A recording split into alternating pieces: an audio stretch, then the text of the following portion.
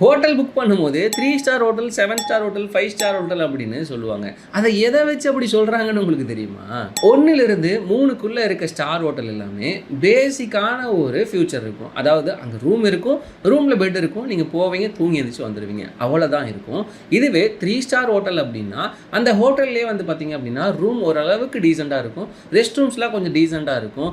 இதெல்லாம் இருந்துச்சு அப்படின்னா அதை 3 ஸ்டார் ஹோட்டல் அப்படின்னு சொல்லுவாங்க. இதுவே 5 ஸ்டார் ஹோட்டல் அப்படின்னா கொஞ்சம் லக்ஸரி இருக்கும், ரூம்லாம் ஓரளவுக்கு பெருசா இருக்கும், உள்ள இருக்க அந்த ஃபர்னிச்சர் எல்லாமே ரொம்பவே யூனிக்கா இருக்கும், ரெஸ்ட் ரூம்ஸ் எல்லாமே கொஞ்சம் பெருசா இருக்கும், அதுல ஜிம், ஸ்பா, ஸ்விம்மிங் பூல் இந்த மாதிரி எக்ஸ்ட்ரா லக்ஸரி ஐட்டம்லாம் அதுல இருக்கும். இதுவே 7 ஸ்டார் ஹோட்டல் அப்படின்னா அதுல அல்ட்ரா லக்ஸரியா இருக்கும், அதாவது ரூம் சைஸ் ரொம்பவே பெருசா இருக்கும், ரெஸ்ட் ரூம்ஸ்லாம் பெருசா இருக்கும், ரொம்பவே லக்ஸரியஸான திங்ஸ் எல்லாமே அந்த ரூம்ல இருக்கும். உங்களுக்கு ரிசப்ஷன் ஏரியா வந்து பாத்தீங்கன்னா 24/7 வந்து ரன் ஆகும். Gym, swimming pool, play area அப்படின்னு என்னென்ன ஃபியூச்சர்ஸ்லாம் ஆட் பண்ண முடியுமோ அந்த லக்ஸரி ஃபியூச்சர்ஸ்லாம் அதில் இருக்கும்.